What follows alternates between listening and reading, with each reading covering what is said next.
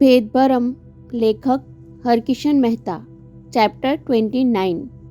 We are now announcing the arrival of Indian Airlines flight number 54 from Panjim. 30મી નવેમ્બરની રાતના 10:25 સાન્તાક્રુઝ એરપોર્ટના microphone પરથી થયેલી જાહેરાતે જીવનાના જમણા હાથ જેવા ધનરાજના શરીરમાં ઝંઝણાટી જગાવી દીધી. તેણે દરવાજે ઊભેલા કરીમ તરફ રૂમાલ ફરકાવીને સંકેત આપ્યો. કરીમે દરવાજા બહાર દોટ મૂકી. એરપોર્ટના કાર પાર્કિંગ સર્કલમાં કાળા કાચવાળી મોટરમાં બેઠેલા બોસને ખુશખબર સંભળાવ્યા. વિમાન આવી પહોંચ્યું. જીવણાના ધોળા વાળની વીગ નીચેની ખોપરીમાં ખળભળાટ મચી ગયો. ઉત્તેજનાભર્યા અવાજે તેણે કરીમને હુકમ ફરમાવ્યો, તું તારી ટેક્સીમાં બેસી જા.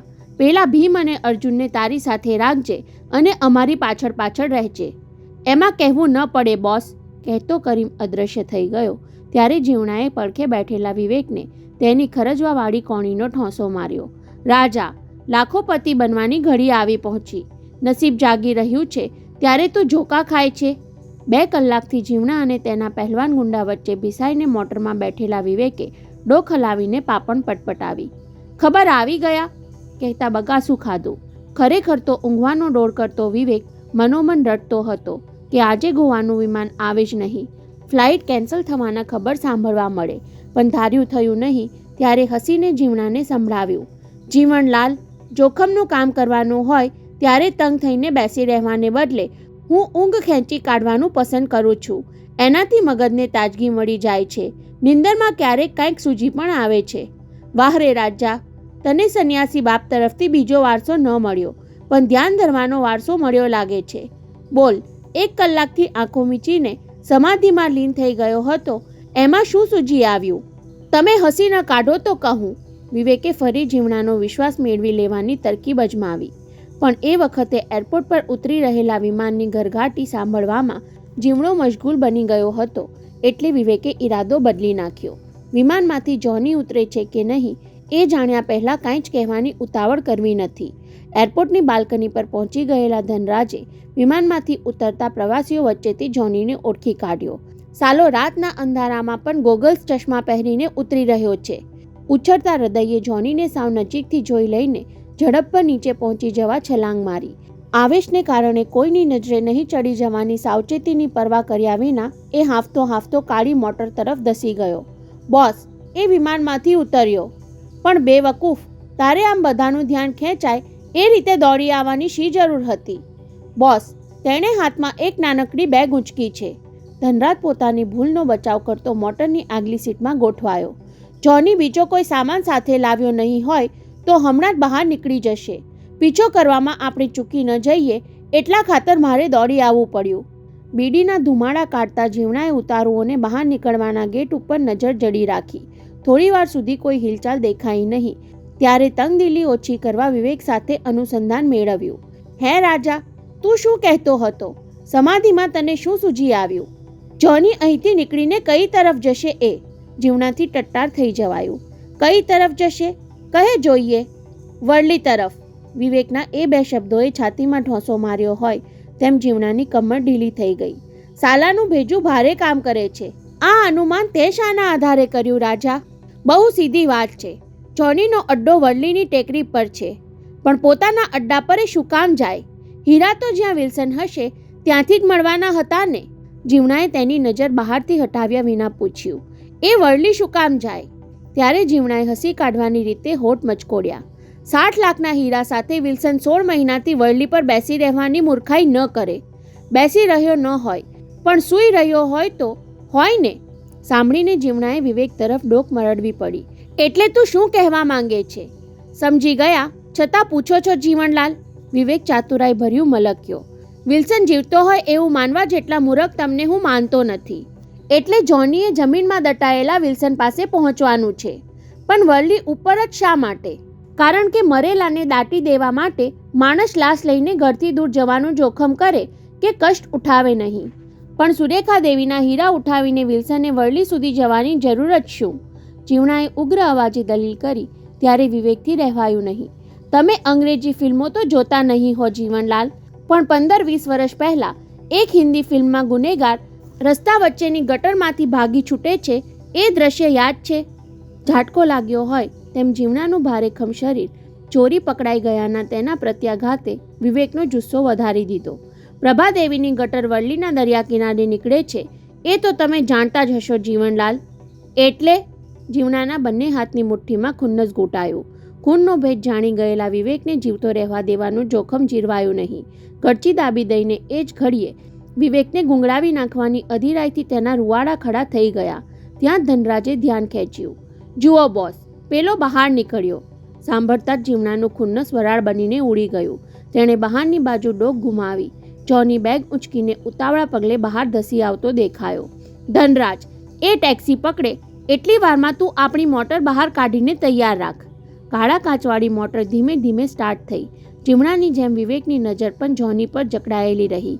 પહોળી છાતી, સ્નાયુબદ્ધ બાવડા, પોર્ટુગીઝ ચાંચિયા જેવો કરડો ચહેરો, આંખને બદલે કપાળે ચડાવેલા ગોગલ્સ ચશ્મા, હવામાં ફરફરતા લાંબા વાળ, એક હાથમાં ઉચકેલી બેગ અને બીજા હાથની બે આંગળી વચ્ચે દબાયેલી સળગતી સિગરેટ.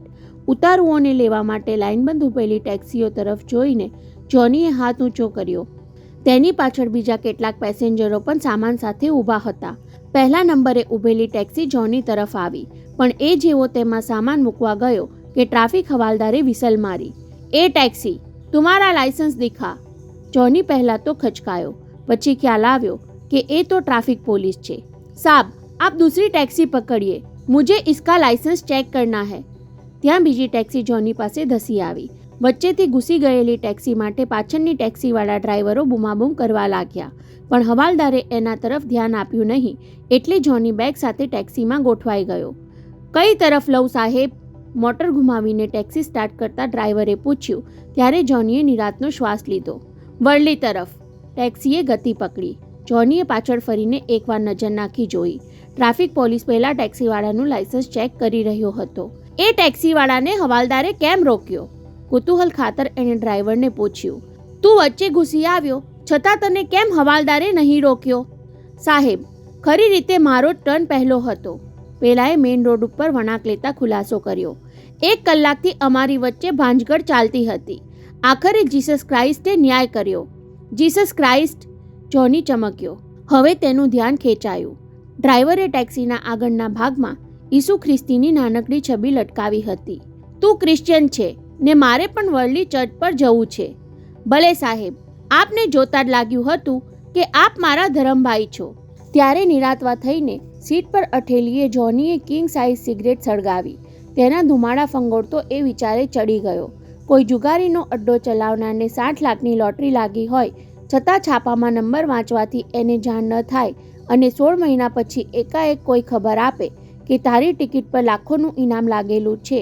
એ વખતે તેની હાલત જે થાય એવા જ અજંપામાં જોનીએ આખો મહિનો પંજીમની જેલ કસ્ટડીમાં વિતાવ્યો હતો. ઇનામ લાગ્યું હતું, પણ લોટરીની ટિકિટ બહુ દૂર હતી. કોઈની પાસે મંગાવી શકાય તેમ ન હતી. કોઈને કહી શકાય તેમ પણ ન હતું. પોતાનું નસીબ તો 16 મહિના અગાઉ જાગી ચૂક્યું હતું, છતાં પોતે અંધારામાં જ રહ્યો. 3 જુલાઈની એ મેઘલી રાત હતી. વરસાદ ન હતો તેમ આકાશ સાફ પણ ન હતું. અમાસ ન હતી છતાં દરિયો ભરતીના મોજાથી થનગનતો હતો. મધરાતના 2:30 વાગ્યા હતા. દર 2-3 દિવસે તેને વરલીના દરિયાકાંઠે ચક્કર લગાવવા જવું પડતું. દારૂનો અડ્ડો ટેકરી પર, પણ માલ દાટવાની જગ્યા દરિયાકાંઠે ગટરના દરવાજા પાસે. અડ્ડા પર ધાર પડે તો પણ માલ જપ્ત થાય નહીં એવી આ ગોઠવણ તેને ફાવી ગઈ હતી. જીપ લઈને જતો અને પેટ્રોલ ભરવાના પ્લાસ્ટિકના ખાલી કેનમાં બેવડો ભરીને અડ્ડા પર પાછો ફરી જતો. એ રાતે ભરતીનું જોર શમી જાય તેની રાહ જોતો જોની ગુગવાતો દરિયો નિહાળતો ઊભો હતો. જેનું બચપણ દરિયાના મોજા સામે વીત્યું હોય એને કલાકો સુધી દરિયો જોવાનો થાક લાગતો નથી. જોની ગોવાનું બાળપણ સંભાળતો ઊભો હતો ત્યાં એની નજર મોજાથી કાંઠા પર ફંગોળાતી કોઈ આકૃતિ પર પડી. કિનારાની ભેખડ વચ્ચે અફડાતા જ એક ઉંકારો સંભળાયો. જોનીએ હાંક મારી, કોણ છે? પણ જવાબ ન મળ્યો એટલે જીપમાંથી બેટરી લઈ આવ્યો. બેટરીનો પ્રકાશ ફેંકીને જોયું તો અધેડ વયનો આદમી મોજાની પછડાટથી બચવા માટે ઊભા થવાની કોશિશમાં પાછો પછડાઈ પડતો હતો. હું આવું છું કહેતા જોનીએ કિનારા તરફ છલાંગ મારી. ઉછળતી જુવાનીમાં એણે દરિયામાં ડૂબતા અનેકને બચાવ્યા હતા. પંજીમમાં જોની એ માટે જાણીતો થઈ ગયો હતો, પણ આ માણસને ઉગારવામાં એને બહુ મહેનત ન પડી. શરીરમાં શક્તિ ન હોવા છતાં આધેડ વયનો આદમી ભાનમાં હતો. બહાર કાઢવા માટે એને ઉચકવો ન પડ્યો. જોનીના ખભાના ટેકે ટેકે એ ઉપર આવ્યો, પણ ઉપર આવતાની સાથે જ હાંફતો હાંફતો જોનીના શરીર પર ઢળી પડ્યો. બેટરીના પ્રકાશથી જોનીએ જોયું તો એના ચહેરા પર લીલાશ બાજી ગઈ હતી. એ સમજી ગયો, દરિયાનો કોઈ ઝેરી સાપ કરડી ગયો લાગે છે. પેલાએ આંખો ઉઘાડી એટલું પૂછ્યું, શું થાય છે? જવાબમાં એણે પેટ પર ઈશારો કર્યો. જોનીને સમજાયું નહીં. દરિયાનું પાણી પીવાઈ ગયું છે, કહેતો એ તેને ઊંધો પાડીને પાણી ઓકાવાનું વિચારતો હતો. ત્યાં પેલાએ ઘેનભરી આંખે જોરથી ડોકું ધૂણાવીને ઇનકાર કર્યો. જોનીએ અનુમાન કર્યું કે તેને ઝેરની પીડા થાય છે, પણ સમજાવી શકતો નથી.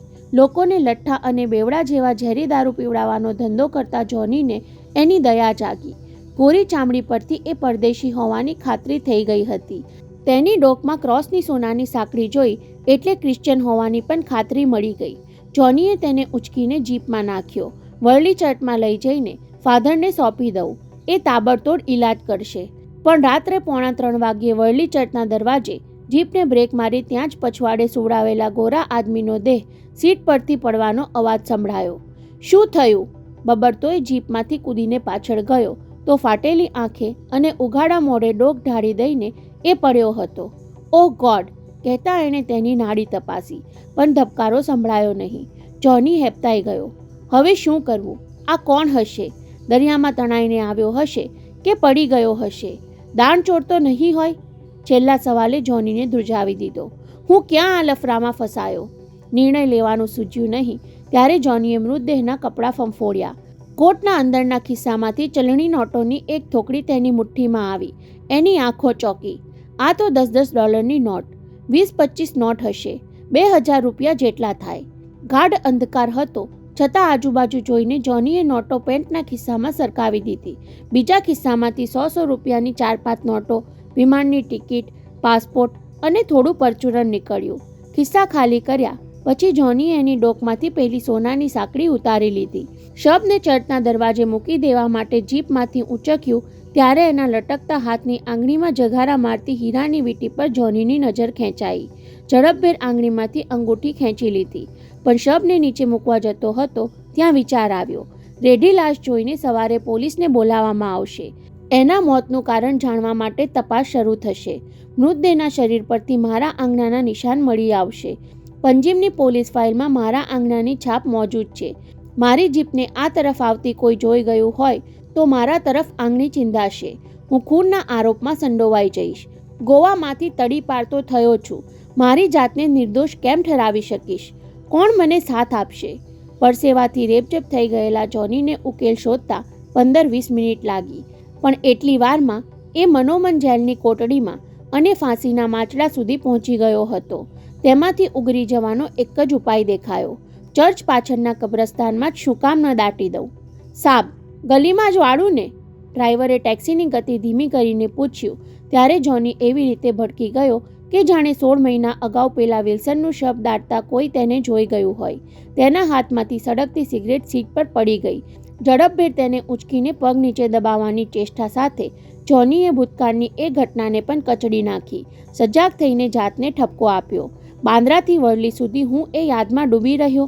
કોઈ પીછો કરે છે કે નહીં એ પણ જોયું નહીં. પછી મન મનાવ્યું, મારા આવવાની કોને ખબર પડવાની હતી? 16 મહિનાથી વિલ્સન મારા કબજામાં છે એ ક્યાં કોઈ જાણે છે? હું અહીંયા જ ઉતરી જાઉં છું. જોનીએ એક સાથે પેન્ટમાંથી 10-10ની 3 નોટ કાઢીને ધરતા બીજા હાથમાં બેગ ઉંચકી. ત્યાં ટેક્સી ડ્રાઈવરે કહ્યું, સાબ, અંધારામાં ચાલવાને બદલે હું અંદર સુધી મૂકી જાઉં? નહીં, રહેવા દે. ફાધર વહેલા સૂઈ જાય છે. ટેક્સીના અવાજથી કદાચ જાગી જશે, કહીને જોનીએ સિફતથી ઉમેર્યું, બાકીના પૈસા તું રાખી લે છે. સાંભળીને પેલાએ આભારવશ નજરે તેની સામે જોયું. ગોડ બ્લેસ યુ કહી 3 નોટો ખિસ્સામાં સરકાવી મીટર ઊંચું કર્યું અને હરકતા હાવભાવ સાથે ટેક્સી ચાલુ કરી રવાના થયો. God bless you. બુઝુર્ગ ટેક્સી ડ્રાઈવરના આશીર્વાદે જોનીનો જુસ્સો વધારી દીધો. તેણે કાંડા પર નજર નાખી. ઘડિયાળમાં 11:30 થવા આવ્યા હતા. આજુબાજુ જોઈ લઈને તેણે ચર્ચ તરફ પગ ઉપાડ્યા. બધું સુમસામ હતું. આકાશમાં અમાસ જેવો અંધકાર વર્તાતો હતો. વિમાન મોડું થયું એ એકંદરે ફાયદામાં રહ્યું. વહેલો પહોંચ્યો હોત તો 2 કલાક રાહ જોવામાં ભટકવું પડત. વિચારતો જોની દેવળના બંધ દરવાજા પાસે ઊભો રહ્યો. 16 મહિના પહેલાં આ દરવાજા પર જ પોતે કપરો નિર્ણય લીધો હતો, પેલી લાશને દાટી દેવાનો. મારી ભાવના એ માણસને બચાવી લેવાની હતી, પણ એની આવરદા ન હતી. દૂરથી કૂતરા ભસવાનો અવાજ સાંભળીને જોનીએ ગોડની ક્ષમા કે કૃપા માંગવાનું માંડી વાળી ચર્ચ પછવાડેના કબ્રસ્તાનનો રસ્તો પકડ્યો. બહાર કરતાં અંધકાર વધુ ગાઢ બનતો જતો હતો. આસપાસની કબરો વાતાવરણને વધુ ભેકાર બનાવતી હતી. કબ્રસ્તાનના બીજા છેડે રખેવાળ બાપ્ટિસ્ટાનના બેઠા ઘાટના મકાન પાસે પહોંચીને એ ઘડીભર શ્વાસ ખાવા રોકાયો. બારણા પાસે કાન રાખીને ચકાસણી કરી. બાપ્ટિસ્ટા નખોરા બોલાવતો ઊંઘે છે, તેને જગાડ્યા વિના જ કામ આટોપી લઉં. જોનીએ પાછા ફરવા પગ ઉપાડ્યો ત્યાં મનમાંથી દલીલ સંભળાઈ. નહીં, જમીન ખોદવાનો અવાજ તેને ગમે એટલી ગાઢ નિંદરમાંથી જગાડી દેશે. ઊંઘતી માતાને બાળકનો જરા સરખો ઊંકારો ઉઠાડી દે એવું કબર વચ્ચે વસતા બાપ્ટિસ્ટાનું હતું. કબ્રસ્તાનની જમીન ખોદાય એની એને ખબર પડ્યા વિના ન રહે. બાપ્ટિસ્ટાને જગાડવા એણે જોર જોરથી દરવાજો ખટખટાવો પડ્યો. ફરી એ પ્રયાસ પડતો મૂકવાનું વિચારતો હતો ત્યાં અંદરથી બત્તી થવાના અણસાર સાથે સાથ સંભળાયો. કોણ? હું છું, જોનીએ ઘૂંટાયેલા અવાજે જવાબ આપ્યો. ત્યારે હું કોણ ના સવાલ સાથે બગાસા ખાતા બાપ્ટિસ્ટાએ બારણું ઉઘાડ્યું. ઊંઘ ઘેરી આંખે જોનીને ઓળખતા જરાક વાર લાગી. યુ જોની?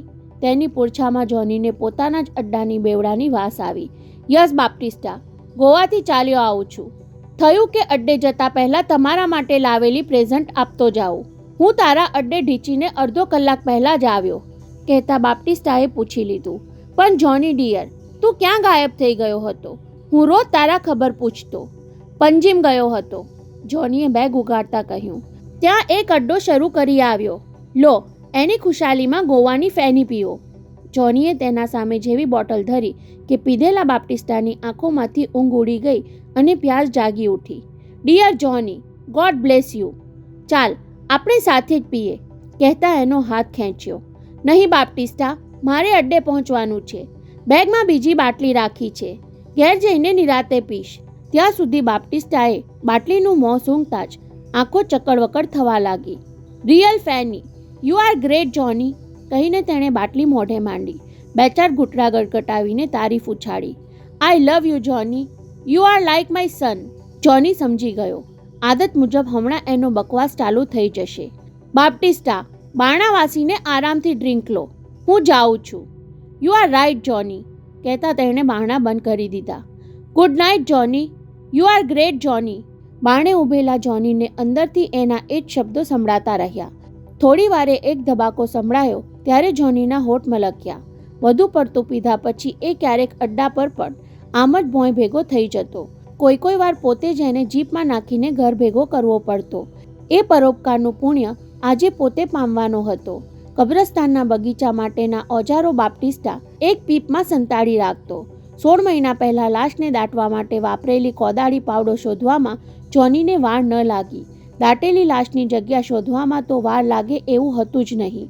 બે કબરની વચ્ચેની પટ્ટીમાં એણે વિલ્સનની ઘોર ખોદી હતી. કોદાળી ઉગામીને જમીન પર પડેલો ઘા ઉગમતા જોનીએ કાંડામાં સહેજ કળતર અનુભવી. વિલ્સનના મરદાને લઈને આવ્યો ત્યારની વાત જુદી હતી. ભય, ગભરાટ અને પાપના ભારથી ત્યારે એ અધમુઆ જેવો થઈ ગયેલો. પણ અત્યારે દાટેલા મરદાને ઉખેડવામાં ગભરાટ શું કામ થાય છે? તેણે બેગ ઉગાડીને મોંઘા ભાવની વિસ્કીની બોટલ કાઢી. નક્કી તો કરેલું કે માલ હાથમાં આવી ગયા પછી લખપતિ બની ગયાની ખુશાલીમાં એ બોટલ ગટગટાવી જઈશ. પણ જુસ્સો વધારવા માટે જોનીને અત્યારે જ 2-3 ઘૂંટડા પી લેવાનું જરૂરી લાગ્યું. કોદાળીથી જમીન ચીરાતી હતી. પાવડાથી માટી ઉલેચાતી ગઈ. જોનીની ભરાવદાર છાતી હાફતી હતી. અણિયાળા નાક પરથી પરસેવો નીતરતો હતો. છતાં એના બાવડામાં થાક વર્તાતો ન હતો. આખી જિંદગી આ રીતે જમીન ખોદ્યા કરે તો પણ ઉદ્ધાર ન થાય. તેને બદલે અડધા કલાકની એ મજૂરીમાં પોતે 2-3 જિંદગી જેટલો બદલો મેળવી લેવાનો હતો. પછી શરીરને થાક ક્યાંથી સ્પર્શી શકે? ખાડો ઊંડો ખોદતો ગયો તેમ એનું જનૂન વધતું ગયું. કોદાળીના પ્રહારમાં ઉગ્રતા ઉમેરાતી ગઈ. ત્યાં જોનીને થયું કે કોદાળીની અણી જમીનમાં ખૂંતી કેમ ગઈ? રૂકાવટ સહેવાતી ન હોય એમ એણે જોર અજમાવીને કોદાળી ખેંચી તો લોઢાની અણી સાથે માણસની ખોપરી પણ ઉંચકાઈ આવી. જોનીના હાથમાંથી કોદાળી ઉછળી પડી. હવામાં ફંગોળાઈને જમીન પર ખોપરી જોઈને જોનીને ધડકતી છાતી પર હાથ દાબી દેવો પડ્યો. મોંમાંથી ઉછળતી ચીસ એ માંડ દબાવી શક્યો. પણ ભયની થથરાટીને શમાવતા થોડી વાર લાગી. અંધારી રાત, સુમસામ કબ્રસ્તાન અને નજર સામે માણસની બિહામણી ખોપરી. જોનીએ ઘડીભર ધૂળના ઢગલા પર બેસી જવું પડ્યું. બાટલીમાંથી વિસ્કીના 4-6 ઘૂંટ પીવા પડ્યા અને ખોદકામ આગળ વધારતા પહેલાં થોડું વિચારી લેવું પડ્યું. કોફીન વગર જમીનમાં દાટેલું માણસનું શરીર 16 મહિનામાં હાડપિંજર બની જાય એનો ખ્યાલ પોતે કેમ કર્યો નહીં? આખી લાશને ખોદી કાઢવાની મહેનત પોતે શું કામ કરે છે? દરિયામાંથી એ માણસને બહાર કાઢ્યો ત્યારે તે વારે વારે પેટ તરફ ઇશારો કરતો હતો. એનો અર્થ એ વખતે પોતાને સમજાયો ન હતો. ગોરા આદમીના ચહેરાની લીલાશ જોઈને પોતે દરિયાઈ સાપના ઝેરનું અનુમાન કર્યું હતું, પણ એ ઝેર હીરા ગળી જવાનું હશે એનો ખ્યાલ તો જેલમાં બેઠા બેઠા સૂજી આવેલો. વિલ્સનનું હાડપિંજર પોતાને હેપતાવી દેત. તેને બદલે માત્ર એના પેટનો ભાગ ખોદીને કામ આસાન શું કામ ન બનાવવું? ફરી ખોદતા પહેલાં જોનીએ બિહામણી ખોપરીને ધૂળના ઢગલામાં દાટી દીધી. હાડપિંજરનું પેટ ક્યાં હોઈ શકે એનું અનુમાન લઈને કોદાળી વીંઝવા માંડી. હાડકાં તૂટવાની કકડાટી સાંભળી એટલે કોદાળી ફગાવીને ઝડપભેર પાવડાથી માટી ઉખેડવા માંડ્યો. એકાદ પાસળી ધૂળ સાથે બહાર આવી ત્યારે એણે પાવડો ફગાવી દેવો પડ્યો. આ રીતે તો ઝીણા હીરા ક્યાંય બહાર ઉડી પડશે. જોનીએ બેગમાંથી બેટરી કાઢી. સ્વિચ દબાવીને ચાલુ કરેલી બેટરી ધૂળના ઢગલા પર ગોઠવી દઈને એ ગૂંઠણભેર ખાડા પર બેઠો. ખાબોચિયામાંથી પાણી ઉલેચતો હોય તેમ બંને હાથના ખોબાથી તેણે માટી ઉલેચવા માંડી. એકવાર આંતરડાનું ગૂંચડું હાથમાં ખેંચાઈ આવ્યું ત્યારે એ ફરી ભડકીને અટકી ગયો હતો. પણ હીરા હાથ કરવાની ઉત્તેજના એટલી તીવ્ર બની ગઈ કે ગભરાટને વશ થયા વિના ઝડપભેર કામ પતાવીને ફેસલો કરી લેવો પડ્યો. ઓપરેશન કરતા સર્જનની જેમ બેટરીના ઝાંખા પ્રકાશમાં જોનીએ વિલ્સનનું પેટ ફંફોડવા માંડ્યું. બખોલામાં હાથ નાખે તેમ હાડપિંજરના પેટનું પોલાણ ફંફોડ્યું. કાંઈ હાથ ન લાગ્યું ત્યારે ઘડીભર તો હતાશા ઘેરી વળી. કદાચ વિલ્સનને કપડાના ખિસ્સા સિવાય બીજે ક્યાંક હીરા સંતાડ્યા હોય. હીરાનો દાણચોર કદાપી હીરા ગળી જઈને મોતનું જોખમ ન ઉઠાવે. પોલાણમાં હાથ ફંફોડતો વિચારતો હતો ત્યાં આંગળીના ટેરવાએ કોઈ સુવાળી ચીજનો સ્પર્શ અનુભવ્યો. દાંત ભીસીને એણે એ ચીજ મુઠ્ઠીમાં લીધી અને ઝાટકા સાથે પોલાણમાંથી હાથ બહાર ખેંચ્યો. ધૂળ ખરતી હાથની મુઠ્ઠી ઉગાડતા પહેલાં પડવાર માટે તેણે આંખો મીચીને જીસસનું સ્મરણ કરી લીધું. પછી હાથની મુઠ્ઠી અને આંખોની પાપણ એક સાથે ઉગાડી. જોનીનું મોં ફાટી ગયું. આંખો ચમકી ઉઠી. ચહેરા પરના પસીનાના ટીપા તેજથી ઝળહળી ઉઠ્યા. પ્લાસ્ટિકની નાનકડી કોથળીમાં ઝીણા ઝીણા હીરા ઝગમગતા હતા. કબ્રસ્તાન વચ્ચે બેઠેલા જોનીની મુઠ્ઠીમાં સ્વર્ગ સમાઈ ગયું હોય તેમ આભો બનીને જળની જેમે બેસી રહ્યો. તેને આનંદની ચિચિયારીઓ પાડવાની ઈચ્છા થઈ. આસપાસની આરસની કબરો પર નાચવા કૂદવાનું હોશ જાગ્યું. પાગલની જેમ અટહાસ્યથી કબ્રસ્તાનની ખામોશીને ખળભળાવી દેવાનું જનૂન ઉભરાયું. પણ સ્વર્ગ સાપડ્યાનું એ કાલ્પનિક સુખ માત્ર 2 ક્ષણમાં સરી પડ્યું. હીરાની કોથળી ઉંચકેલા હાથ પર બેટરીની રોશનીનો લીસોટો ઝળહળી ઉઠ્યો. ભર નિંદરમાં સપનું જોતો માણસ ઉછળીને જાગી પડે તેમ હેપતાઈ પડેલા જોનીએ ઝાટકા સાથે ડોક ઊંચી કરી. કોણ છે? બોલતા બોલતા શ્વાસ અદ્ધર થઈ ગયો. જવાબમાં બેટરી પકડીને ઊભેલી આકૃતિ 4 ડગલા આગળ આવી. જોનીના ધૂંધવાતા મગજમાં બાપ્ટિસ્ટાનો ખ્યાલ ઝબક્યો. એ હોય તો વાંધો નહીં, રસ્તામાં તેને સમજાવી લઈશ. જોની! બોલનાર વ્યક્તિનો અવાજ જુદો હતો. તેની બેટરીના પ્રકાશનું વર્તુળ જોનીએ મુઠ્ઠીમાં ભીડી દીધેલા હીરા પર ચોંટેલું રહ્યું. એ માલ અમારો છે. માલ? જોની ધ્રુજી ઉઠ્યો. કયો માલ? શેનો માલ? તેણે હીરાવાળી મુઠ્ઠી પાછળ સંતાડી દીધી. બેટરી પકડીને ઊભેલા માણસનો બીજો હાથ આગળ થયો. જોની તરફ પિસ્તોલ તકાઈ. એ હચમચી ગયો. પણ તમે છો કોણ? અને જીવણાએ બેટરીનો પ્રકાશ પોતાના તરફ ઊંચક્યો. એના ખંદા હાસ્યે જોનીને વીંધી નાખ્યો. ચીમણાની પિસ્તોલ પર નજર રાખીને જોનીએ બીજો હાથ પોતાની બેગ તરફ સરકાવ્યો. અંદર પડેલી છુરી હાથમાં આવી જાય તો ધાર્યું નિશાન લઈને પોતે આંગતૂકતા હાથમાંથી પિસ્તોલ ઉડાવી દઈ શકે તેમ હતો. જોની! ચીમણાએ બંદૂકની ગોળી જેવા સચોટ અવાજે સંભળાવ્યું. ચાલાકી નહીં, હું એકલો નથી, કહીને તેણે બેટરીવાળો હાથ આસપાસ ઘુમાવ્યો. જોનીની આંખો ફાટી રહી. 3, 4, 5, 6 અને 7 માણસોથી પોતે ઘેરાઈ ગયો હતો. બધા વચ્ચેથી એણે ધનરાજને ઓળખી કાઢ્યો. પોતાની ડોકમાં W અક્ષરવાળી સોનાની ચેન જોઈને આ માણસે જ મારો પીછો કરવા માંડ્યો હતો. એટલા ખાતર તો પોતાને ગોવા નાસી જવું પડેલું. સમજી ગયો. જોનીએ ઉપર છેલ્લી હિંમત આજમાવી. તમે આ દાણચોરના સાગરીત છો. નહીં જોની! જીમણો મક્કમ પગલે આગળ આવ્યો. જેને તે ખતમ કરીને અહીં દાટી દીધો એ વિલ્સન દાણચોર ન હતો. નહીં, મેં એને ખતમ કર્યો ન હતો. જોનીથી ઊંચા સાદે બોલાઈ ગયું, પણ પરિસ્થિતિનું ભાન થતાં જ અવાજ ધીમો કરી નાખ્યો. વર્લીના દરિયા કિનારે એ બેહોશ હાલતમાં મળી આવ્યો હતો. હું એને બચાવી લેવા જીપમાં નાખીને લઈ આવતો હતો ત્યાં ચર્ચના દરવાજે એની આવરદા ખૂટી ગઈ. પોલીસના લફરામાંથી બચવા માટે મેં એના અંતિમ સંસ્કાર કર્યા. એનો બદલો તો તે પહેલાં જ લઈ લીધો જોની. જીવણાએ દલીલની ગોળી છોડી. વિલ્સનની સોનાની ચેન પડાવી લીધી. એના હાથમાંની હીરાની વીંટી તફડાવી. ખિસ્સામાંથી નોટો ઉપાડી લીધી. હવે એ પડીકું આપી દે મને, કહેતા જીવણાએ હાથ લંબાવ્યો. તમને શું આપું?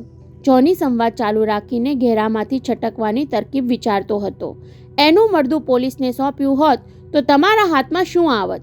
મળદું સાચવવાની મહેનત મારી અને માલ તમે લોકો પચાવી પાડવા માંગો છો. 1 કલાકથી કબ્રસ્તાનના અંધારામાં જીવણા સાથે સંતાઈને તંગ થઈ ગયેલો વિવેક પણ જોનીએ શોધી કાઢેલા હીરા જોઈને ઉત્તેજનામાં આવી ગયો હતો. જીવણાની ધ્યાન ચૂક થાય એની જ રાહ જોતો હતો. તરાપ મારીને તેના હાથમાંથી પિસ્તોલ ફગાવી દઉં તો જોની ભાગી છૂટશે અને જીવણાના માણસો તેનો પીછો કરવાની દોડધામમાં પડી જશે. ત્યારે લાગ લઈને હું જીવણા પર તૂટી પડીશ. જોની, સીધી રીતે હીરા મને સોંપી દે છે કે નહીં? જીવણાએ પિસ્તોલ પરની પકડ મજબૂત કરતા સંભળાવ્યું. એ હીરા માટે વિલ્સને એક બાઈનું ખૂન કર્યું. ખૂનને અમે અકસ્માતમાં પલટાવી દીધું. વિલ્સનને ગટરમાંથી નાસી જવાનો રસ્તો મેં શોધી કાઢ્યો. પોલીસને ઊંધા રવાડે મેં ચડાવી અને તું કહે છે કે અમે માલ પચાવી પાડવા આવ્યા છીએ અને હીરા ન આપું તો? જોનીએ એનો ઈરાદો જાણી લેવા પૂછ્યું. તમે લોકો શું કરી લેવાના? તો તારી ખોપરી વીંધીને તે ખોદેલા આ ખાડામાં તને દાટી દઈશ.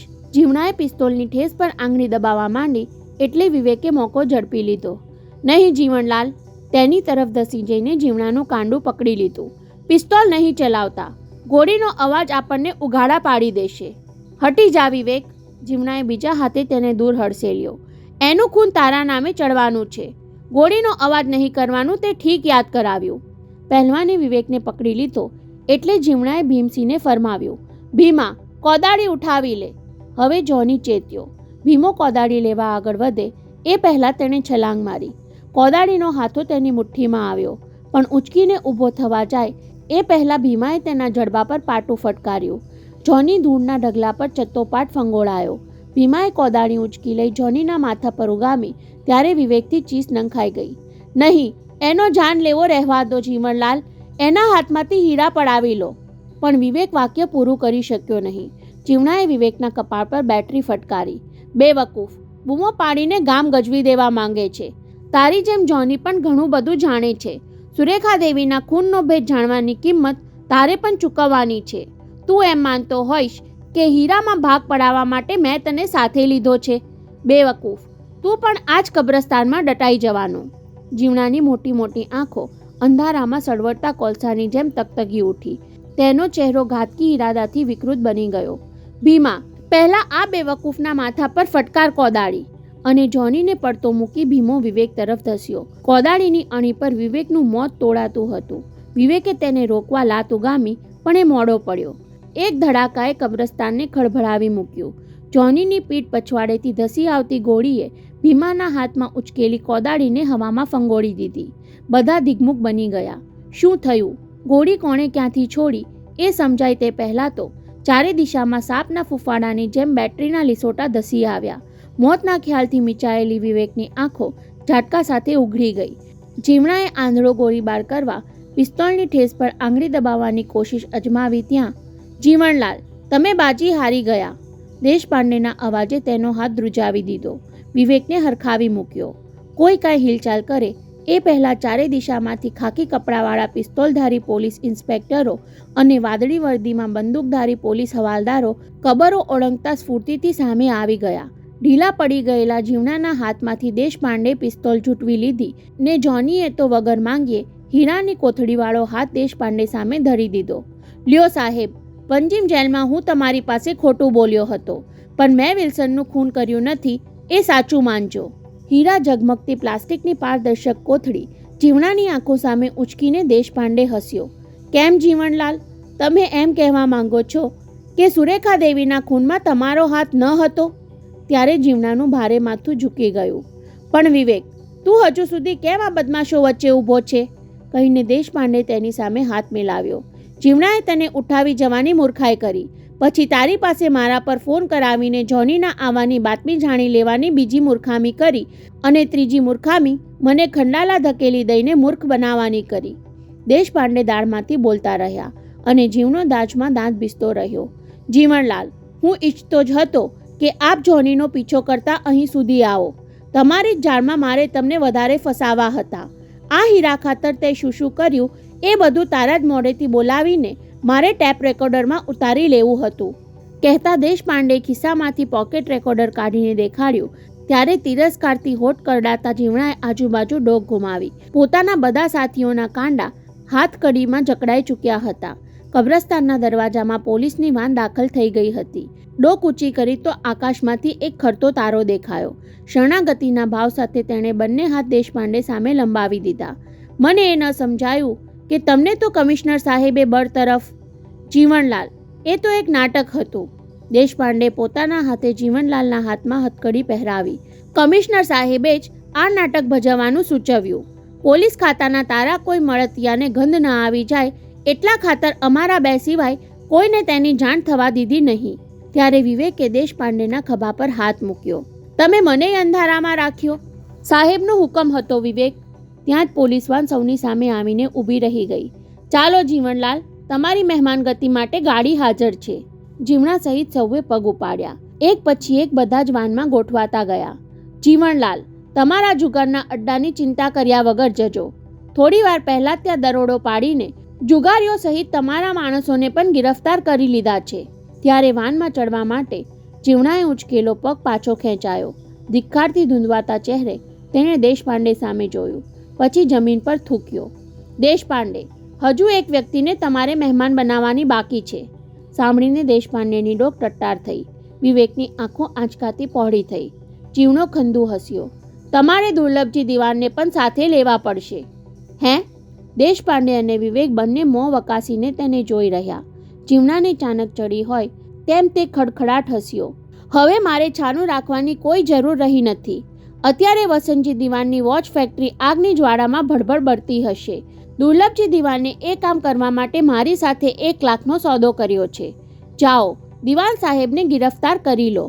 ઘડીભર દેશપાંડેના માનવામાં આવ્યું નહીં, પણ જીવણાએ હવે બનાવટ કરવાની શી જરૂર? ત્યારે તો જીવણલાલ ઉર્ફે નંદલાલ ઉર્ફે ચમનલાલ 420 માધવબાગમાં દિવાન સાહેબે તારી સાથે આગ લગાડવાનો સોદો પાકો કર્યો હતો. હા દેશપાંડે, મોટા માણસો ગુના નથી કરતા એવું કોણે કહ્યું? ત્યાં સુધી તો વિવેકના મનમાં ઘમાસાણ મચી ચૂક્યું હતું. તેણે દેશપાંડેનું બાવડું પકડી લીધું. જલ્દી કરો, હજી એ સમય છે. ઘડિયાળની ફેક્ટરીને આગમાંથી કદાચ ઉગારી શકીશું. તેના છેલ્લા શબ્દો પૂરા થયા ત્યાર પહેલાં તો દેશપાંડે મોટરસાયકલ તરફ ધસી ચૂક્યા હતા. પેડલ મારીને બાઇક સ્ટાર્ટ કરે ત્યાં વિવેક પણ એમની પછવાડે ગોઠવાઈ ગયો. હવે જઈને શું કરવાના હતા? મોટરસાયકલની ગગરાટી વચ્ચે જીવણાનો ઘોઘરો સાથ સંભળાયો. આગમાં ભસ્મીભૂત થતી ફેક્ટરી જોશો તમે અને આંખો ઠરશે મારી. જીવણાનું અટહાસ્ય કબ્રસ્તાનમાં ઘૂમી વળ્યું ત્યારે દેશપાંડેની મોટરસાયકલ વરલીની સડક પર પૂરપાટ દોડતી હતી. એમનો ખભો પકડીને બેઠેલા વિવેકની આંખોમાં જળજળિયા આવી ગયા. અંતિમ ઘડીએ મૃત્યુમાંથી ઉગરી જવાની ખુશાલી અને સુરેખા દેવીના ખૂનનો ભેદ ઉકલ્યાની કૃતાર્થતા ઉપરાંત દુર્લભજી દિવાનનો ભરમ ભાંગવામાં મોડો પડવાનો વસવસો પણ એના આંસુમાં ભળેલા હતા.